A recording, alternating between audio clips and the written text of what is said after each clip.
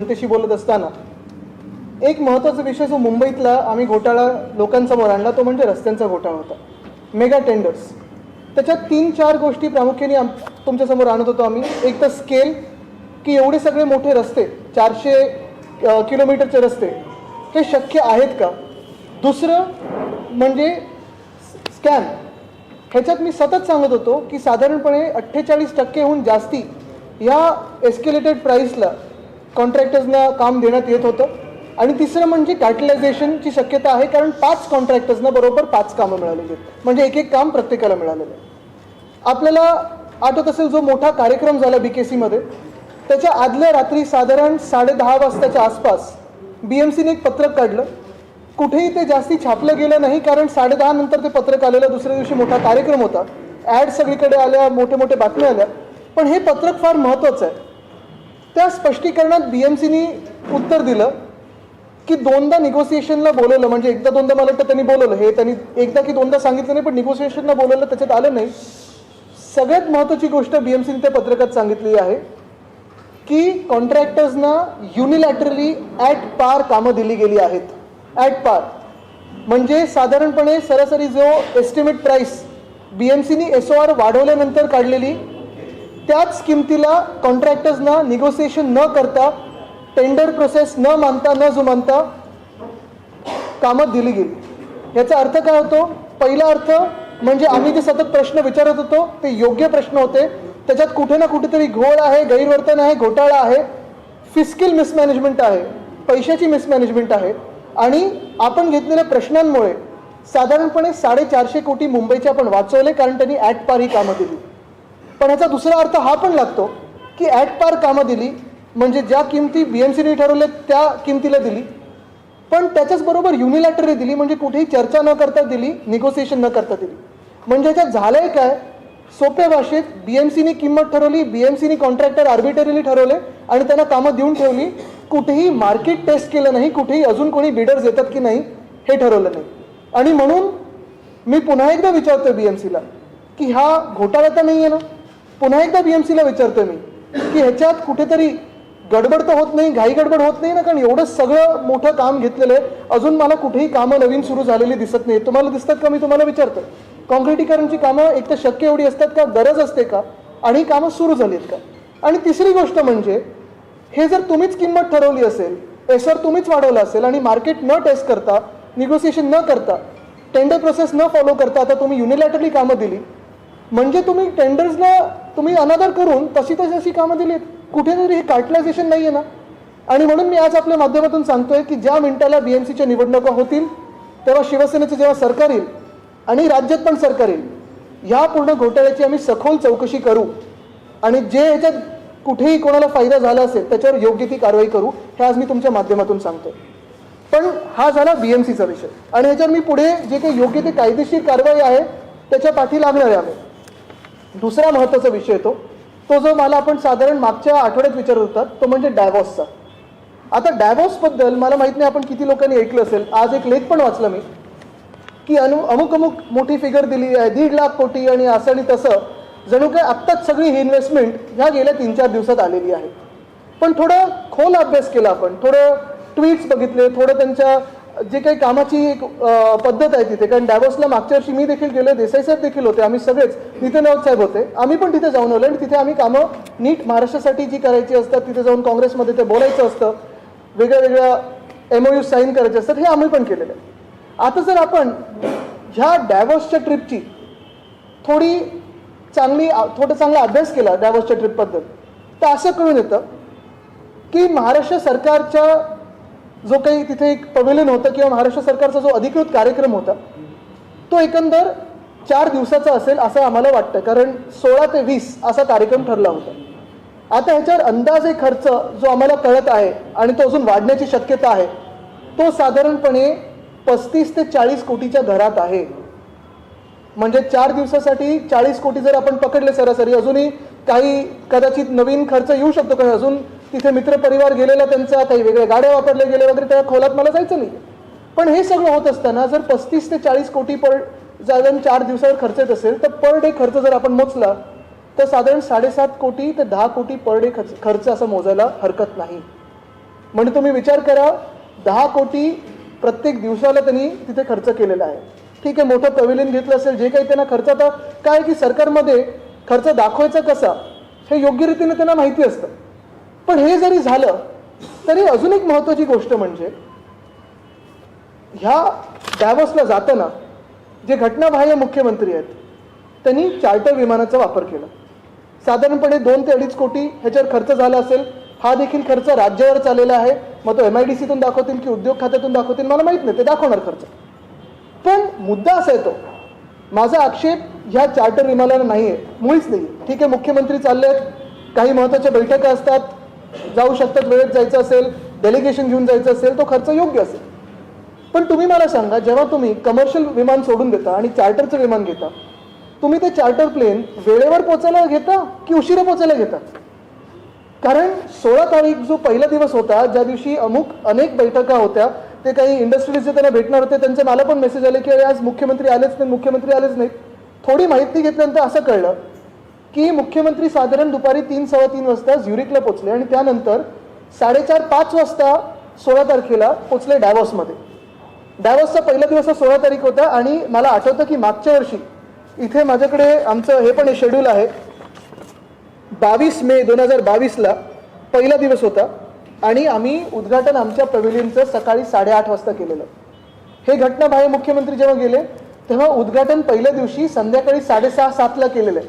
म्हणजे तुम्ही विचार करा, 40 कोटीचा खर्च, जायला चार्टर विमान म्हणजे तुम्ही वेळेवर पोहोचेल ह्याच्यासाठी, आणि एवढं सगळं करून ज्या दिवशी ज्या बैठका महत्त्वाच्या असतात त्या सोडून संध्याकाळी जेव्हा डॅव्होस साधारणपणे शांत होतं, कारण बिझनेस डे हा सकाळी 7:30 ते संध्याकाळी 7 पर्यंत चालतो, पोचल्यानंतर 1-2 बैठका झाल्या असतील, पण आधीच्या ज्या बैठका होत्या त्या रद्द झालेल्या आहेत. आणि म्हणून मुख्यमंत्र्यांचं शेड्यूल किंवा बैठकांचं कुठेही आम्हाला दिसलेलं नाही. तुम्ही त्यांचं CMOचं हँडल बघा, उद्योग मंत्र्यांचे ट्विट्स बघा, MIDCने ते एक सुद्धा ट्विट केलंच नाही. म्हणजे MIDCचे CEO हे तिथे गेले होते की नव्हते इथपासून सुरुवात होते, कारण आम्हाला कळतं गेले होते, पण एक सुद्धा ट्विटरच्या फोटोमध्ये नाही, एक सुद्धा फोटोमध्ये नाही. म्हणजे हा प्रकार नक्की काय? डेलिगेशनमध्ये कोण कोण होतं? अधिकृतरित्या कोण होतं? अनधिकृतरित्या कोण होतं? मित्रपरिवार सोबत गेलेले का? मग ते कुठे राहिलेले? त्याचा खर्च कोणी केलेला? गाड्यांचा खर्च कोणी केलेला? हे सगळं लोकांसमोर येणं गरजेचं आहे. पण जसं मी सांगितलं, 4 दिवस साधारणपणे 35 ते 40 कोटीचा आज खर्च झाला. मुख्यमंत्री गेले 16 तारखेला संध्याकाळी 5:30 वाजता तिथे पोहोचले. 6-6:30 वाजता उद्घाटन झाल्यानंतर 1-2 बैठका झाल्या, पण तो दिवस तिथेच संपला. 16 तारीख ही अशीच निघून गेली. महाराष्ट्रासाठी ज्या महत्त्वाच्या बैठका घ्यायच्या होत्या त्या सगळ्या तिथेच थांबल्या आणि घेतल्या नाही बैठका. 17 तारीख उजाडली. 17 तारखेला जर आपण बघितलं, डॅव्होसमध्ये जो दिवस सुरू होतो, जसं मी सांगितलं 7-7:30ला सुरू होतो. ट्विट्स थोडे लेट आले असतील, अपेक्षा आहे वेळेवर सुरू झाले असतील बैठका. पण जे काही MOUs करायचे होते ते मग 11-11:30 वाजता मला वाटतं त्यांची एक काँग्रेस, जी तिथे काँग्रेस बोलतात त्याला, ते म्हणजे लगेच काँग्रेसमध्ये गेले नाहीत, ते आधी जाणार होते, आता नाही, ते आता दुसऱ्या पक्षात गेले. पण तिकडचं जे काँग्रेस आहे त्या काँग्रेसमध्ये त्यांना बोलायला एक स्लॉट होता. योगायोगाने त्याच काँग्रेसमध्ये मला बोलायला 3 स्लॉट मिळालेले त्यावेळी. यंदा मुख्यमंत्री असताना देखील 1 स्लॉट मिळाला. त्यांनी शाश्वत विकासावर मला वाटतं काहीतरी भाषण दिलेलं आहे. आता मला ते खरं ऐकायचं आहे, भाषण मी शोधतोय, कारण आरेची झाडं कापल्यानंतर, मग ते काय जंगलाच्या खालतून टनेल काढल्यानंतर मुंबईचं जोशीमठ करायला निघालेले मुख्यमंत्री हे नक्की शाश्वत विकासावर काय बोलणार हे मला थोडी उत्सुकता आहे. पण हे जरी असलं तरी 17 तारीख जे काही बैठका झाल्या असतील, लगेच 17 तारखेला संध्याकाळी 7-7:30ला तिथून निघाले आणि मुंबईला आले. म्हणजे तुम्ही विचार करा, हे एवढं हास्यास्पद आहे की जे मुख्यमंत्री चार्टर घेऊन जातात खरं वेळेत पोचायला पाहिजे, कारण हे नुसतं स्वतःसाठी नाही, तर हे राज्यासाठी, महाराष्ट्रासाठी महत्त्वाचं आहे, देशासाठी महत्त्वाचं आहे. आपल्याला आठवत असेल जे इंटरव्ह्यू तिथे पण केलेले आपल्याच चॅनल्सवर, तिथे हेच सांगत होतो की देशात कुठेही गुंतवणूक गेली तरी महत्त्वाची आहे, कारण प्रत्येक राज्य हे पुढे आलं पाहिजे आणि गुंतवणूक देशासाठी महत्त्वाची असते. पण जेव्हा आपल्या देशातले एका महत्त्वाच्या राज्यातले मुख्यमंत्रीच लेट पोचतात, कदाचित जगाला दाखवायचं असेल की आम्हाला काही पडली नाही आहे, मग दुसऱ्या दिवशी 2-3 लोकांना सांगतात की आम्ही कोणाचे माणूस आहोत आणि मग परत संध्याकाळी निघून येतात झपाट्याने. नुसतं तुम्हाला जर सांगायचं होतं तुम्ही कोणाचे माणूस आहात, तर तुम्ही इथूनच ते 33 देशांनी ज्यांनी तुमच्या गद्दारीची नोंद घेतली त्यांना ईमेल करू शकले असतात. त्याच्यावर 40 कोटी खर्च करण्याची गरज काय? आणि मग जो महाराष्ट्राचं जे स्टेट डिनर होतं ते सगळे झाल्यानंतर निघाले. बरं, आता ह्याच्यात महत्त्वाची आणि दुसरी पुढची बाब, हे सगळं होत असताना अजूनही कुठच्या भेटी झाल्या, कुठचं शेड्यूल काही आमच्या लोकांसमोर आलं नाही, जनतेसमोर आलं नाही. आमचं शेड्यूल मी तुम्हाला हाती देतो, तुम्ही बघा. आमच्या सगळ्या बैठका, सगळे फोटोज हे ट्विटरवर आहेत. कारण सकाळी 8:30ला आम्ही जे सुरू करायचो, 7:30 पासून सुरुवात व्हायची दिवसाची, तर रात्री 10-10:30 पर्यंत आमच्या बैठका चालायच्या आणि ते जग जाहीर आहेत. पण ज्या कंपन्यांबरोबर यांनी MOU केलेले आहेत, काय सांगितलं होतं आपल्याला आधी, की साधारणपणे 1,37,666 कोटी एवढे MOU झालेले आहेत. बरोबर ना, एवढी इन्व्हेस्टमेंट होणार आहे. प्रपोज न्यू इन्व्हेस्टमेंट एवढी आहे, 1,37,666 crores. आता ह्याच्यात गंमत अशी आहे की 13 डिसेंबर 2022 जेव्हा कॅबिनेट सब कमिटीची बैठक झाली, तेव्हा 4 कंपन्या ज्या त्यांनी डॅव्हसमध्ये दाखवल्या, त्या बरोबर त्याच कंपन्या, त्या 4 कंपन्या त्या 13 डिसेंबरच्या प्रेस नोटमध्ये. म्हणजे कुठच्या कंपन्या आहेत त्या? New era clean tech solution private limited ही चंद्रपूरसाठी, Nipro pharma packaging India private limited ही पुण्यासाठी, महिंद्रा इलेक्ट्रिक ऑटोमोबाईल लिमिटेड ही पुण्यासाठी आणि Varad ferro alloys private limited ही गडचिरोलीसाठी. कंपन्या चांगल्या असतील, आक्षेप नाही. पण साधारणपणे 33,170 कोटी एवढ्या मोठ्या जो काही हा आकडा आहे, हा तुम्हाला ह्या 1,37,000 कोटीमधून काढायलाच लागेल. कारण ही धूळफेक आहे, हे खोटं बोलणं, ही लोकांची फसवणूक आहे. जे झालेली कामं आहेत, जी तुम्ही इथे जाहीर केलेली कामं आहेत, परत तिथेच जाऊन तुम्ही करताय. म्हणजे असं बघायला गेलं तर मग तुम्ही 10 वर्षाची जी पेंडिंग कामं असतील तिथे जाऊन सही केली की बघा मी डॅव्हसमध्ये काय नवीन आणलं, असं होत नाही ना. हे खोटं बोलणं आहे. हे तुम्ही काढलं तर साधारणपणे जी प्रपोज न्यू इन्व्हेस्टमेंट आहे ती आहे 1,04,496 कोटीची. म्हणजे 33,000 कोटी 33,170 कोटी याच्यातून तुम्ही काढायला पाहिजे. दुसरी गोष्ट, जर तुम्ही आता त्यांच्या जॉब्सचा आकडा बघितला, प्रपोज न्यू जॉब्स 1,01,389 जॉब्स त्यांनी प्रपोज केलेले आहेत, नवीन जॉब्स जे काही निर्माण होतील एम्प्लॉयमेंट फिगर्समध्ये. आता ह्या 4 कंपन्या जर तुम्ही ह्याच्यातून काढल्या तर साधारणपणे 76,389 जॉब्स राहतात.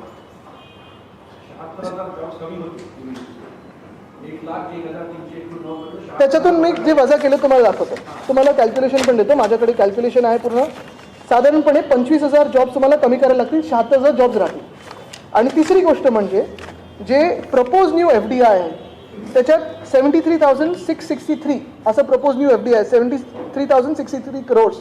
त्याच्यातून आपण जर कमी केले तर 71,663 crores राहतात.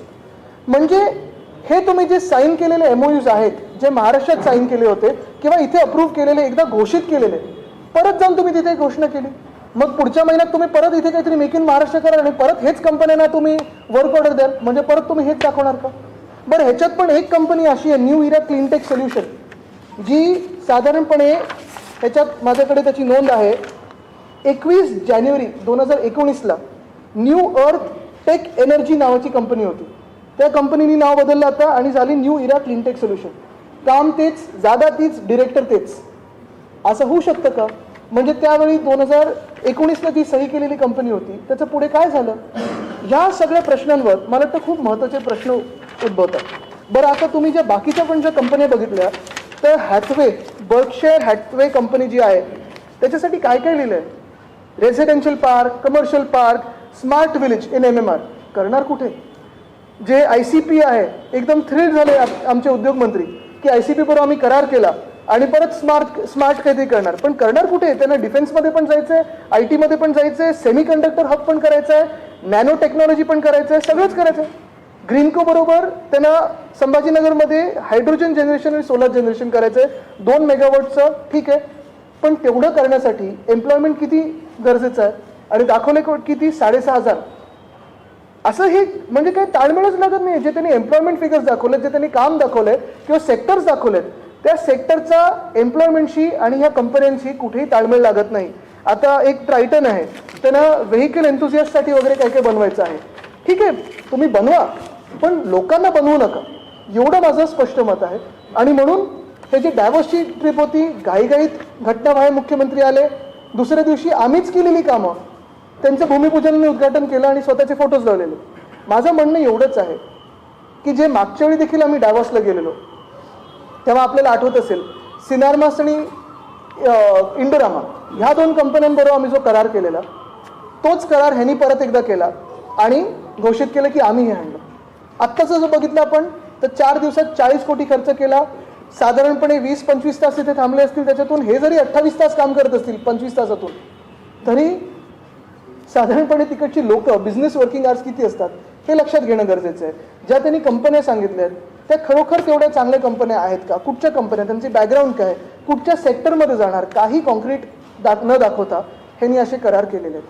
म्हणजे जर सुट्टीच घ्यायची होती, कारण तुम्ही बघा हे सगळं होत असताना उद्योग मंत्र्यांचं मुख्यमंत्र्यांसोबत सोडून 1-2 मला वाटतं व्हिडिओ कॉन्फरन्सिंगचे ट्विट्स म्हणजे तिथे जाऊन इकडे व्हिडिओ कॉन्फरन्सिंग केलंय. पण त्या 10 दिवस मला वाटतं ते जर्मनीला होते आणि मग डॅवॉसला गेले. 7-8 दिवसाचा त्यांचा दौरा झाला पण इतर काय त्यांनी दाखवलं, काही दाखवलेलं नाही.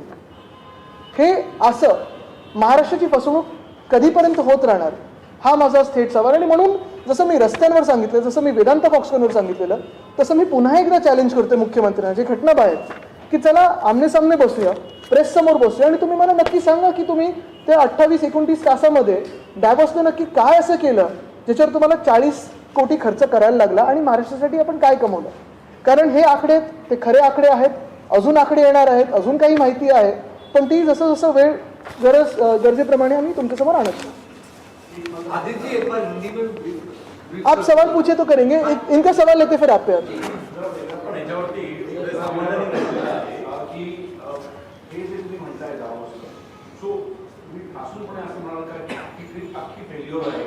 आता ह्याच्यात महत्वाची गोष्ट हीच राहणार आहे की 40 कोटी खर्च 28 तासासाठी योग्य आहे का.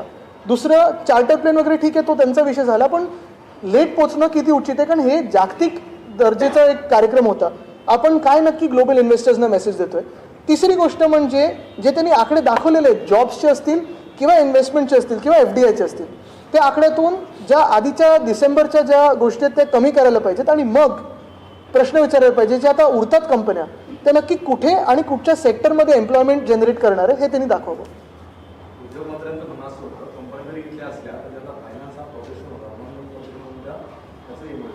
आता त्याच्यात FDIचं सर्टिफिकेट आहे का, त्यांनी FDI प्रूव्ह केलंय का, आता ते कंपन्या कुठच्या आहेत, आता अर्ध्या कंपन्या त्यांनी कुठचेही देश लावून ठेवलेत. आणि जसं मी सांगितलं माझा आक्षेप इकडच्या कंपन्यांनी तिथे जाऊन पण करण्यासाठी नाही आहे, पण इथे तुमची करार झाले, तुम्ही प्रेसमध्ये घोषित केलेलं आहे, प्रेसमध्ये आलेलं आहे आणि तरी तुम्ही त्याच कंपन्या तिथे जाऊन दाखवताय.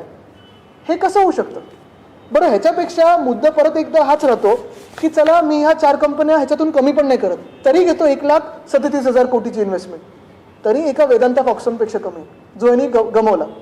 जे यांनी विधान भवनात घोषित केलेलं, जे यांनी 5 सप्टेंबरला पत्र लिहिलेलं, सगळं होऊन देखील वेदांत फॉक्सकॉन दुसऱ्या राज्यात गेलं. अजूनही वेदांत फॉक्सकॉनचं काम सुरू झाल्याचं कळत नाहीये. आज मी पुन्हा एकदा त्यांना अपील करतोय की चला वेदांत फॉक्सकॉनचे जे कोणी डिरेक्टर्स असतील, इन्व्हेस्टर्स असतील, महाराष्ट्रात या. मी या घटना बाहेर मुख्यमंत्र्यांना सांगेन की चला बसा पुन्हा एकदा आणि यांचं काम करून दिलं.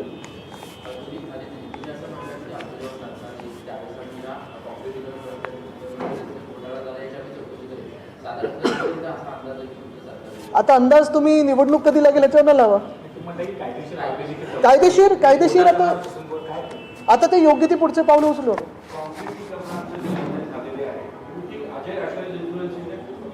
हे कोण आहेत?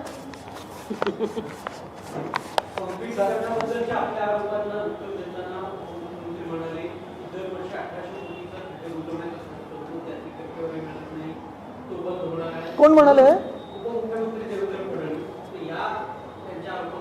आता हे टक्केवारीचं कॅल्क्युलेशन त्यांना जास्ती माहिती असेल, पण मुंबईचं मला जास्ती माहिती आहे. मुंबईला काय लागतं टक्केवारी त्यांच्याकडे असेल, मुंबई मला माहिती आहे.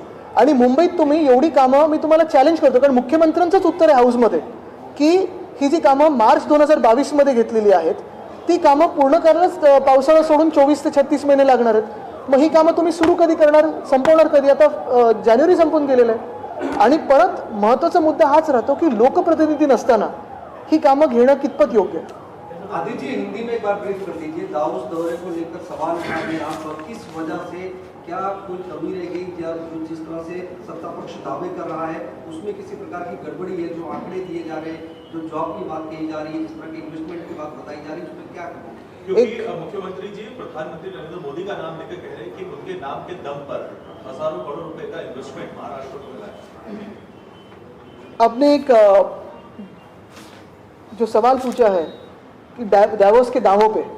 अभी यही बात सामने आ रही है कि लगभग 4 दिन का ये पूरा प्रोग्राम था।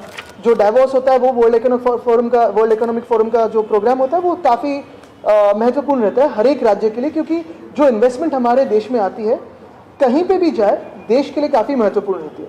वहाँ खुद पीएम साहब जो गवर्नमेंट ऑफ इंडिया है वो सारे लोग रहते हैं। हम भी पिछले समय गए थे। लगभग अगर आप देखें तो महाराष्ट्र, आंध्र प्रदेश, तमिलनाडु, कर्नाटका, फिर यूपी वगैरह सारे राज्य वहाँ रहते हैं। लेकिन इस बार जो हमने देखा वो कुछ अलग था। 4 दिनों के प्रोग्राम में लगभग 40 करोड़ खर्चे गए। अभी ये 40 करोड़ किस पे खर्चे गए, कैसे क्यों खर्चे गए हैं, कहाँ इस्तेमाल हुआ है ये पैसों का, 35 से लेकर 40 करोड़, ये अभी तक कहीं पे क्लियर नहीं हो रहा है। अगर दूसरी बात अगर आप देखें तो जो सीएम साहब है, जो इलीगल सीएम है, जो अनकॉन्स्टिट्यूशनल सीएम है, जो अभी कई दिनों में डिस्क्वालीफाई होने वाले हैं, वो गए चार्टर प्लेन लेके। मेरा आरोप चार्टर प्लेन पे नहीं है।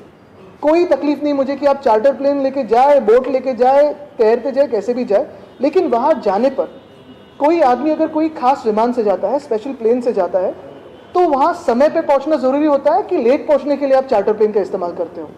यह तो कमर्शियल प्लेन लीजिए, क्योंकि ये सारा जो खर्चा है चार्टर प्लेन का लगभग 2.5 करोड़ का जो खर्चा है, कमर्शियल प्लेन से आपको 30-35 लाख में आप पहुँच जाते थे। ये कोई ऐसी जगह नहीं है कि कोई दूसरा पहुँच नहीं सकता है, कि पूरी दुनिया वहाँ आती है कमर्शियल प्लेन से, तो आपको तकलीफ थी, चलो नो प्रॉब्लम, आप गए चार्टर प्लेन से। लेकिन उसके बाद 16 तारीख को शाम को पहुँचे मुख्यमंत्री साहब, शाम को कोई 1-2 मीटिंग्स करें और उसके बाद अगर आप देखें तो 17 तारीख को शाम को निकल आए। निकलने के बाद मुंबई पहुँचे और दूसरे दिन जो हमने किए हुए काम थे उस पर उन्होंने दावे लगाए और खुद के फोटोज लगाए। आपत्ति इस बात की नहीं है कि हमने किए हुए कामों पे उनके खुद के फोटोज लगे। आपत्ति इस बात की नहीं है कि वो एक दिन के लिए रुके। आपत्ति इसी बात की है कि अगर महाराष्ट्र के 40 करोड़ वहाँ खर्चे जा रहे हैं तो फिर मुख्यमंत्री को कोई सीरियसनेस नहीं है कि वहाँ 4 दिन रह के जो काम होता है महाराष्ट्र का, जो आवाज़ होती है महाराष्ट्र की, जो अपने इन्वेस्टमेंट्स होते हैं, उस पर कोई सीरियस चर्चा, कुछ विचार विमर्श किया जाए। और यही बात रहती है कि ऐसे नॉन सीरियस कार्यक्रमों पे कितना खर्चा हम करें। वहाँ पे क्या विला वगैरह भी बुक किया था, इस तरह की भी? नहीं, देखिए इस पे मैं नहीं जाऊँगा, क्योंकि वहाँ जो रहने की बात होती है वो काफ़ी जटिल होती है, क्योंकि हर कोई हेड ऑफ स्टेट आते रहता है और रहता है, तो रूम्स मिलना काफ़ी जटिल होता है। तो मेरा आरोप अगर आप देखें तो पर्सनल आरोप नहीं है, मेरा आरोप कोई नीचे आरोप नहीं है, मेरे आरोप नहीं है, मेरे सवाल है कि 40 करोड़ 4 दिन, और फिर जो आपने काम किया है उसमें 2-4 तो बोगस कंपनी लग रही है, कंपनी भी सही हो, तो फिर जो 4 कंपनियां जिन्होंने 13 दिसंबर 2022 को आपके साथ एमओयू किया था, अभी वापस उनको रिपीट क्यों किया? यानी आप आंकड़े जो बता रहे हो वो झूठ बता रहे हो। राज्यपालांनी दिलं नसल्याचा दावा हे राष्ट्रवादीचे प्रवक्ते मनीष तपासे यांनी आयटीआय अंतर्गत न्यायालय कागदपत्रातून केलेलं आहे. मला वाटतं त्याच्यावर मी लवकरच बोलेन, पण आज हे 2 महत्त्वाचे विषय राहतील, कारण नाही तर विषय राजकारणाकडे जाईल. आपण बघत असाल की ज्या आम्ही विषयांना हात घालतोय कुठेही राजकारण मी आणलेलं नाही आहे. राज्यपालांवर बोलणारच आहोत कारण ते महाराष्ट्र द्वेष्टे आहेत. मला वाटतं त्यांनी आता काल निघून जायचं स्वतःहून एक विनंती स्वतः प्रधानमंत्री महोदयांना केलेली आहे. पण महत्त्वाची गोष्ट हीच राहते की हे जे डायव्होर्सचं प्रकरण आहे हे कुठेही राजकीय नाही आहे. बघा, मी अजूनही कुठच्या पक्षाचं नाव घेतलेलं नाही आहे, कुठेही पर्सनल आरोप केलेला नाही आहे. पण एवढंच महत्त्वाचं आहे की माझ्या राज्याचे जर 35 ते 40 कोटी 4 दिवसावर खर्च होत असतील, त्याचा मग आउटपुट काय त्या कार्यक्रमाचा? एक सवाल और है, राज्यपाल ने मुक्त करने की, मतलब महाराष्ट्र से बतौर राज्यपाल अपनी विदाई चाहते हैं, ऐसा उन्होंने इच्छा व्यक्त की है, उस पर आपका क्या कहना है? दूसरा, कल बाला साहेब के तैलचित्र का अनावरण था, आपके परिवार की तरफ से कोई पहुंचा नहीं, उसको लेकर हर पक्ष के अपना अपना कहना है, आपका क्या कहना है? आपके परिवार की तरफ उसका क्या बयान है? मैं यही कहूँगा कि जो मेरे दादाजी मुझसे अपेक्षित करते रहेंगे आज भी कि महाराष्ट्र के सवाल उठाए, तो वही मैं आज करूँगा. आज किसी दूसरे विषय को हाथ नहीं लगाऊंगा. यही बात करूँगा जो रास्ते की है और जो डायव्होर्स की है. देवेंद्र फडणवीस महाविकास आघाडीच्या सरकारमध्ये संजय पांडे यांना देवेंद्र फडणवीस यांना अटक करण्याचं टार्गेट दिलं होतं, अशा पद्धतीचं हे मी तर पहिले आपल्याकडून ऐकतोय. पण तरी महत्त्वाचा विषय हाच आहे की रस्ता डायव्होर्स कडे जातो आणि त्याच्यावरच बोलणार आहे. मुंबई के रास्तों की बात की कोणी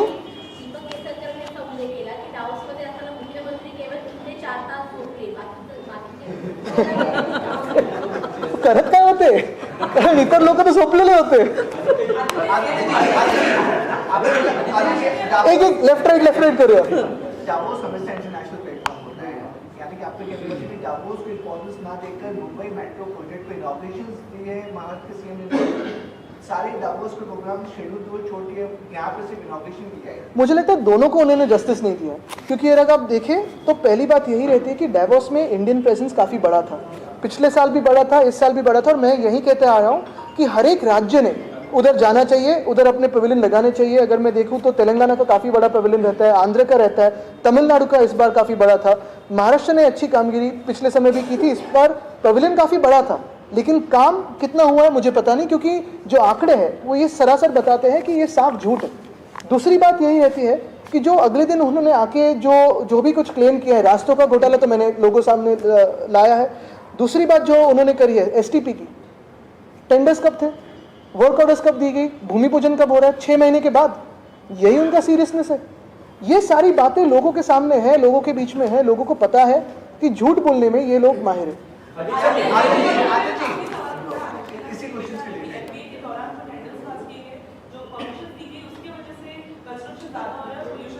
त्यांच्यासाठी आम्ही नवीन नेहरू झालो होतो. जे काय झालं ते आमच्यावरच टाकतात. त्यांनी थोडा अभ्यास करणं गरजेचं आहे. मी त्यांच्यावर आत्ता बोलणार नाही, त्याला सोडून देतो.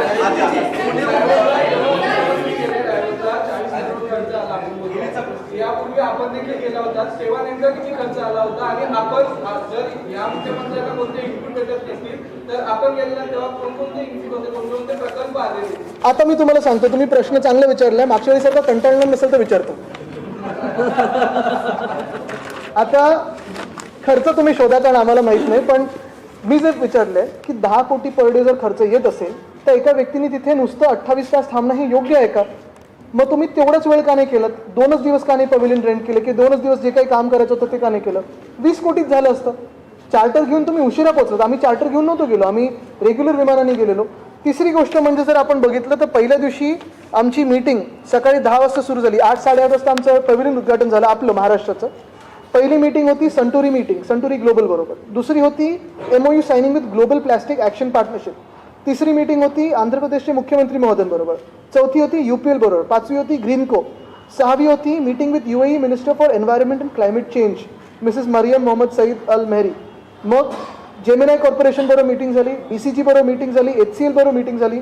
मेटाचं रिसेप्शन होतं, जिथे मी त्यांना दाखवलं. निक क्लेग जे ब्रिटनचे डेप्युटी पंतप्रधान राहिलेले आहेत 2010 ते 15च्या मध्ये, त्यांना मी तिथे दाखवलं की आपण मुंबईमध्ये BMCच्या मार्फत गेल्या जानेवारीमध्ये व्हॉट्सॲपवर चॅटबॉटवर BMCच्या 80 सर्व्हिसेस कशा आणल्या. ते पण बघून थक्क होते की हे व्हॉट्सॲप आणि मेटाच्या मार्फत इथे काम चांगलं चालू आहे. आता मला वाटतं ते बंद झालं असेल.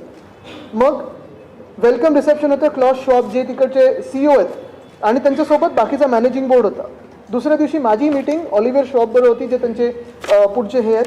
मग रियूज इम्पेरेटिव्हवर चर्चा होती. नायजेल टॉपिंग बरोबर मीटिंग होती. मिनिस्टर ऑफ एन्व्हायरमेंट नेदरलँड्स बरोबर बायलॅटरल झाली.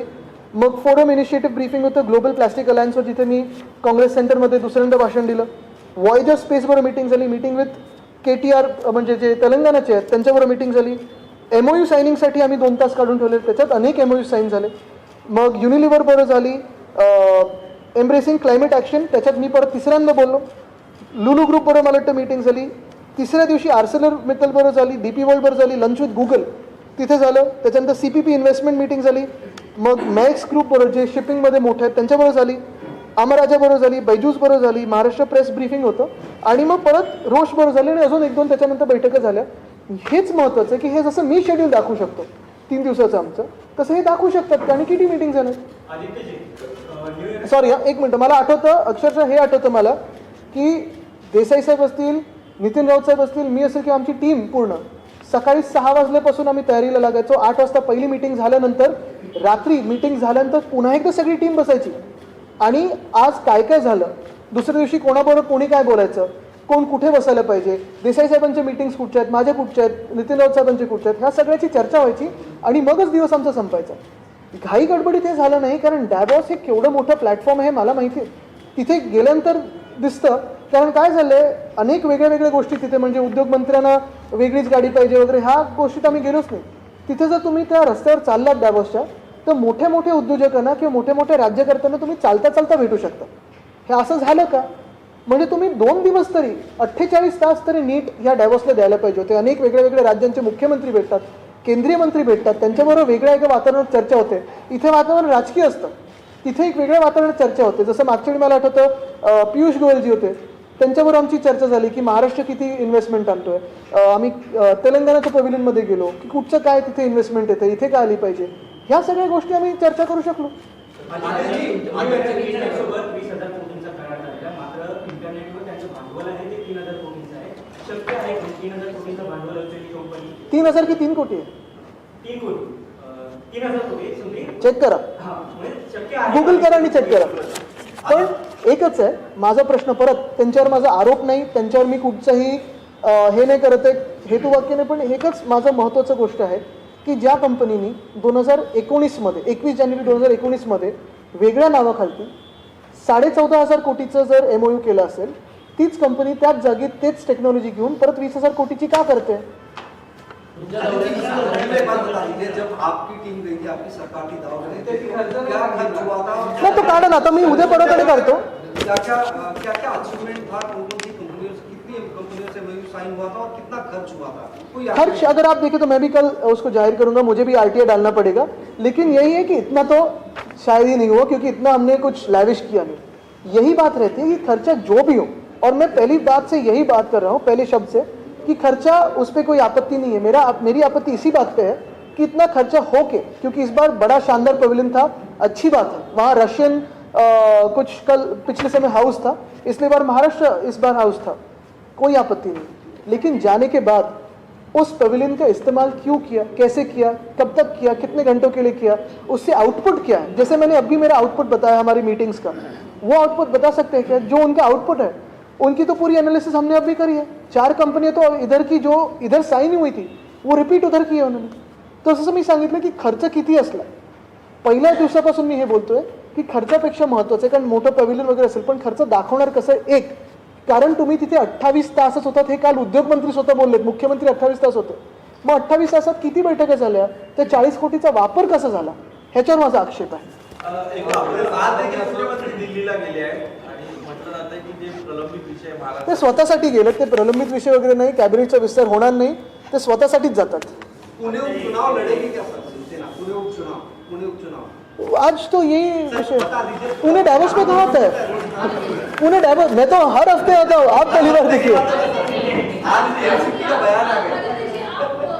पर्यावरण मंत्री थे, लेकिन पर्यावरण में जिस प्रकार फिलहाल जो प्रदूषण दिखाई दे रहा है उसको MPA जिम्मेदार है, ऐसा आरोप किया है उन्होंने. किसी वजह से उनके आरोपों को मैं ज़्यादा भाव नहीं देता क्योंकि उनको शायद पता नहीं होगा, उनका जो उनकी स्टडी काफ़ी वीक है. थोड़ी स्टडी करके और बात करें, अगर हमारी MCAP देखें, अगर हमारी पॉलिसीज़ देखें तो उनको पता चलेगा. लेकिन एक बात अच्छी है कि वो काफ़ी सारे विषयों में मुझसे सुर मिला रहे. रेसकोर्स के बारे में उनका भी आरोप था कि बिल्डरों के हाथों में जा रहा है, जो मैंने कहा. ये भी विषय अगर आप देखें तो पिछले 2 महीनों से मैं ट्वीट कर रहा हूँ मुंबई के AQI के बारे में, और महाराष्ट्र को पर्यावरण मंत्री नहीं है, ये भी मैं ट्वीट कर रहा हूँ. पहली बार उन्होंने मुझसे सुर मिलाया. अच्छा है, सुर में सुर मिले तो.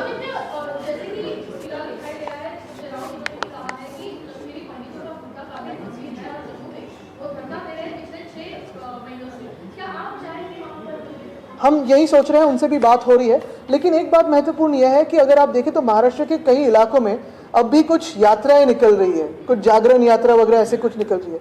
लेकिन ये सरकार किसकी है? ये खुद को तो हिंदुत्ववादी कहते हैं. अगर हमारे टाइम में सेफ थे तो अभी हम सेफ कैसे हुए? और असली मसला यही रहता है कि जो कश्मीरी पंडितों के अभी हाल चल रहे हैं, अगर आप देखें तो वहाँ प्रोटेस्ट करते बैठे हुए हैं, लगभग 6 महीनों से बैठे हुए हैं. प्रियंका जी जाके आई, संजय राउत साहब जाके आए, अभी परसों राहुल जी भी मिलके आए, राहुल गांधी जी. लेकिन गवर्नमेंट ऑफ इंडिया से कोई भी अभी गया नहीं वहाँ, उनकी बात सुनी नहीं. तो ये एक अहम मुद्दा रहता है. आदित्य सवाल है, पिछले 2 महीने में लगभग 300 ऐसे मोर्चे अलग अलग जिले में निकाले गए.